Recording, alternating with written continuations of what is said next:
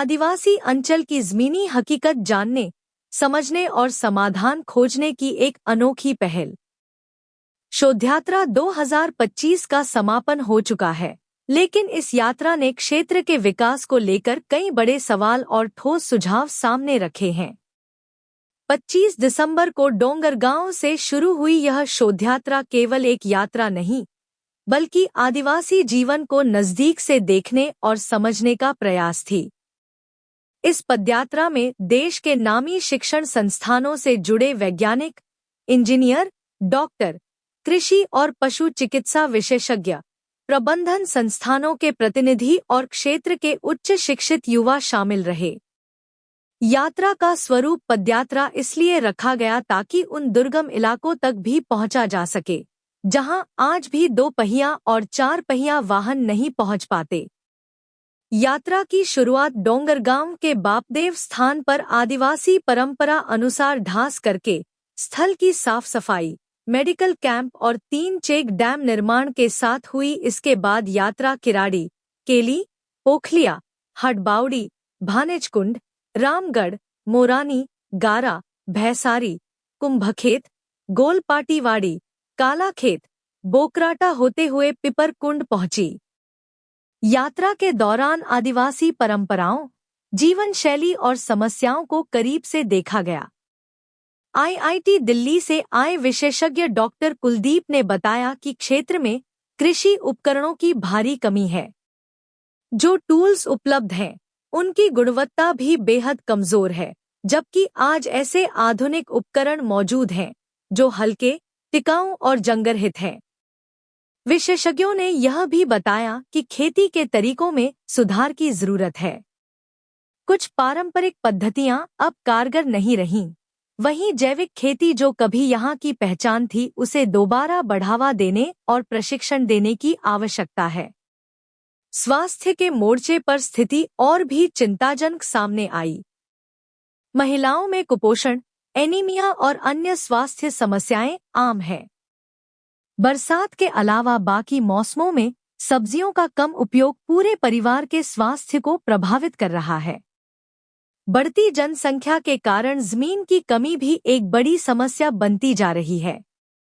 लोग आजीविका के लिए जंगल और पहाड़ों को काटकर खेत बना रहे हैं, जिससे पर्यावरण पर खतरा बढ़ रहा है।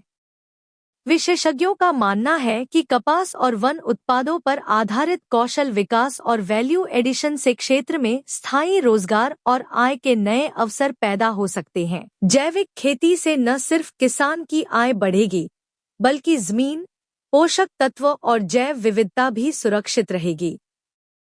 शोधयात्रा 2025 ने यह साफ कर दिया है कि अगर नीति, तकनीक और प्रशिक्षण को सही दिशा दी जाए, तो आदिवासी अंचल आत्मनिर्भरता और विकास की नई कहानी लिख सकता है।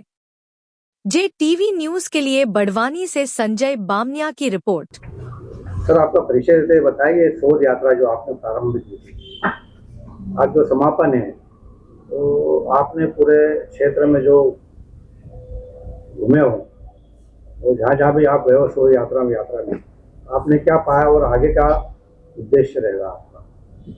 मैं डॉक्टर सौरभ मारू हूँ। मैं प्रोफेसर हूँ और ये जो शोध यात्रा है, ये वास्तव में एक पद यात्रा थी। और ये पद यात्रा हमने इसलिए की ताकि हम लोग उन क्षेत्रों में भी जा सकें जहाँ पे हम 4 व्हीलर या 2 व्हीलर से नहीं जा सकते, और वहाँ जाकर के वहाँ के आदिवासियों से जो वहाँ पे निवास कर रहे हैं, उनके साथ में रहें, उनके साथ में उनकी समस्याओं को समझें और वहाँ पर क्या क्या चीज़ें नवाचार हो सकते हैं उसको समझने, वो वहाँ पर कैसे हो सकते हैं, इसको वहाँ जाकर के रियल टाइम बेसिस पे देखने का प्रयास करें। और जब हम वहाँ पर गए और उन लोगों से हमने बातचीत करी, उनका जीवन यापन देखा, तो हमारे बहुत सारे ऑब्जर्वेशंस वहाँ पर आए। हमने स्वास्थ्य के क्षेत्र में बहुत सारे ऑब्जर्वेशन रिकॉर्ड किए। वहाँ पर जो उनका लाइवलीहुड है, उनकी खेती है, खेती में उपयोग होने वाले टूल्स हैं, उनकी इंजीनियरिंग है, उनके अलग अलग तरह से जो जानवरों को वो पालते हैं, तो उनकी वेटनरी केयर है। ऐसे करके हमने हर एस्पेक्ट को वहाँ पर ऑब्जर्व किया और उनमें जो समस्याएं हैं उसको भी ऑब्जर्व किया जो आदिवासियों की परंपराएं हैं, उन परंपराओं के कारण से जो उनकी ताकत है उसको भी ऑब्जर्व किया, और ये भी देखा कि जो तकनीकी हमारे पास में उपलब्ध है, ऑलरेडी उपलब्ध है, वो तकनीकी वहां पर कैसे काम आ सकती है और उनकी परंपराओं के सामंजस्य के साथ में ये कैसे चल सकती है, ये हमने इस शोध यात्रा के अंदर ऑब्जर्व किया। और यह यात्रा इसलिए महत्वपूर्ण है कि ऐसे लोग जिन्होंने बहुत विस्तृत रूप से तकनीकी को समझा है, वो इस तकनीकी को, उनकी परंपराओं को, उनकी जीवन शैली को बिना डिस्टर्ब किए कैसे लागू किया जाए, इस पर विचार कर सकते हैं उन लोगों के साथ में रह करके। इसका एक उदाहरण, इसका एक प्रारूप इस पदयात्रा के माध्यम से, इस शोध यात्रा के माध्यम से हमने हमारे देश, हमारे लोगों के सामने रखने का प्रयास किया है। अच्छा, जो ग्रामीण क्षेत्र में आप घूमे, जो पद यात्रा आपकी रही है, उसमें आपने ग्रामीणों को क्या आवश्यकता महसूस करी कि वर्तमान में जो वर्तमान परिस्थितियां हैं और आधुनिक जीवन प्रणाली है, इसमें क्या आवश्यकता है उनको लगने वाली, जिसके जो आपके माध्यम से प्रयास करेंगे आप? यहाँ पे जो हमने देखा, जब स्वास्थ्य की, पहली बात हम यदि स्वास्थ्य की करते हैं, तो जो पहाड़ में रहने वाली महिलाएं हैं, उनका स्वास्थ्य जैसा हम यहाँ पे परसीव करते हैं कि वो तो पहाड़ में रह रही हैं और पहाड़ में बहुत पौष्टिक चीजें हैं, तो उनका स्वास्थ्य बड़ा ही अच्छा होगा, पर वास्तव में ऐसा नहीं है। वहाँ पे अधिकांश महिलाएं जो है वो कमजोरी की शिकायत करती हैं और वो कमजोर दिखती भी हैं, ऐसा लगता है कि उनमें कमजोरी है। तो जो हमने वहाँ ऑब्जर्व किया कि न्यूट्रिशन पूरे साल भर वहाँ उपलब्ध नहीं है। बारिश के समय बहुत सारी भाजियाँ आती हैं जिसको वो कंज्यूम करते हैं, और उन भाजियों के कारण से उनका न्यूट्रिशन बहुत अच्छा है, लेकिन यही न्यूट्रिशन जो गर्मी का समय है या बाकी दूसरा समय है, वो बहुतायत में उपलब्ध नहीं होता। और ये भी देखने में आया कि उनकी जो एक परंपरा है वन भाजियों को उपयोग करने की, वो परंपराएं धीरे धीरे कम हो रही है, और उसके कारण से वहाँ पर जो वन भाजी का उपयोग है, जो एक्स्ट्राऑर्डिनरी न्यूट्रिशियस भाजियाँ हैं, वो कम खाने के कारण से भी न्यूट्रिशन कम हो रहा है। तो हमारा ऐसा प्रयास रहा है कि जो वहाँ की वन भाजियाँ हैं उसका पहले डॉक्यूमेंटेशन हो। जो हमने पिछले 6 वन भाजी उत्सव पाटी क्षेत्र में पिछले साल किए, उससे हमने उनको डॉक्यूमेंट करने का प्रयास किया। वो डॉक्यूमेंट होने के बाद में उन भाजियों को प्रिजर्व करके, जैसे सोलर ड्रायर आदि के माध्यम से पूरे साल उपयोग किया जा सके, इसका हमारा प्रयास रहेगा। एक सोलर ड्रायर का डेमोन्स्ट्रेशन करने का हमने कोशिश की थी, और वहाँ पे बताया भी कि किस तरह से सोलर ड्रायर होते हैं, जिससे उसको ड्राई करके और बाद का जो समय जब वो भाजी उपलब्ध नहीं होगी तो उसको उपयोग कर लेंगे। इसी के साथ में यदि हम एनिमल वेटनरी केयर या एनिमल हस्बेंड्री की बात करें, तो वहाँ पे जो गाय बैल हैं उनको रखने का तरीका उनका बड़ा पारंपरिक है, और जब बीमारियां होती है तो कई बीमारियां डायग्नोस नहीं हो पाती, और कई बार बीमारियां डायग्नोस नहीं होने के कारण से जो एनिमल्स हैं, जो जानवर हैं, वहाँ पे उनकी मृत्यु हो जाती है, और उनका जो सही न्यूट्रिशन है वो भी कई बार वो दे नहीं पाते, और उसके कारण से जो एनिमल्स हस्बेंड्री है वो बहुत ज़्यादा उन्नत नहीं है, जो बहुत थोड़े से इंटरवेंशन के साथ में उन्नत की जा सकती है। इस मामले में जो वेटनरी विभाग है उससे भी हमने चर्चा करी, वेटनरी विभाग की भी अपनी परेशानियां हैं, उसको भी हमने देखा, और उसको कैसे सॉल्व किया जा सकता है, इस पे हमने कुछ बिंदु निकाले हैं।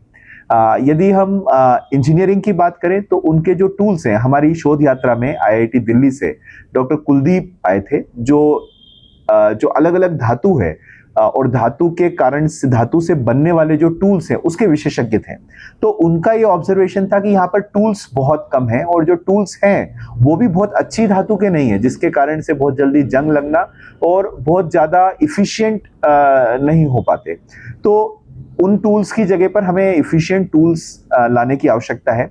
एक चीज ये देखी गई कि बिजली अभी बहुत जगह पहुंच गई है, तो बिजली आधारित टूल्स भी यहाँ पर उपयोग किए जा सकते हैं, जिससे खेती में बहुत फायदा होगा। यहाँ पे एक और चीज देखने में आई कि जो यहाँ पर ये बहुतायत में उगा रहे हैं उसका वैल्यू एडिशन नहीं है। जैसे कपास बहुत उगता है, लेकिन कपास का कोई वैल्यू एडिशन नहीं है, इस कारण से उनको पैसा तो मिल रहा है पर बहुत ज्यादा नहीं मिल रहा है। यही कपास का थोड़ा वैल्यू एडिशन हो जाएगा तो वो पैसा कई गुना बढ़ सकता है। तो कपास का ये बहुत बड़ा बेल्ट है, लेकिन वैल्यू एडिशन नहीं है। इसी तरह से और भी बहुत सारी फसलें यहाँ पर होती है, पर उसमें थोड़ा सा स्किल डेवलपमेंट होकर के वैल्यू एडिशन किया जाएगा तो एक बड़े परिवर्तन के रूप में ये हम देख पाएंगे। ये आदिवासी बाहुल्य क्षेत्र है, जैसा भाजी का आपने उल्लेख किया है, तो भाजी का मतलब समझ लो फल फ्रूट वगैरह जहाँ जो भी उगते हैं, यहाँ सब्जी भाजियाँ जो उगती है, तो क्या आपने कोल्ड स्टोरेज की आवश्यकता महसूस करी है यहाँ पर? ये जो कोल्ड स्टोरेज उत्पादन भी हो जिससे इनको मूल्य भी अच्छा, दाम भी अच्छा मिले कोल्ड स्टोरेज। जी जी, कोल्ड स्टोरेज यहाँ पर हो सकता है, पर मुझे ऐसा लगा कि कोल्ड स्टोरेज करने की बजाय सोलर ड्रायर जो है वो ज्यादा अच्छा तरीका होगा। जैसे आपने देखा होगा कि जो कसूरी मेथी आती है, तो उस मेथी को वो ड्राई कर लेते हैं और उसके बाद में उसका बहुत अच्छा पैसा मिलता है।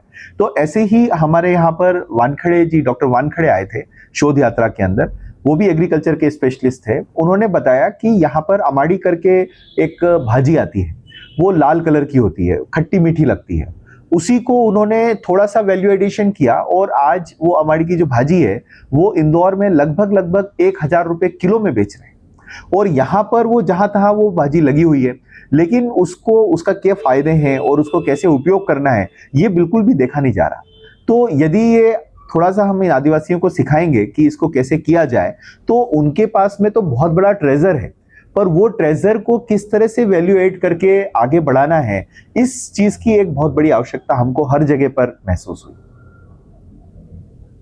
JTV न्यूज से जुड़े रहने के लिए हमारी खबरों को लाइक और शेयर करें, हमारे चैनल को सब्सक्राइब करें और अपडेट रहे हर छोटी बड़ी खबरों से।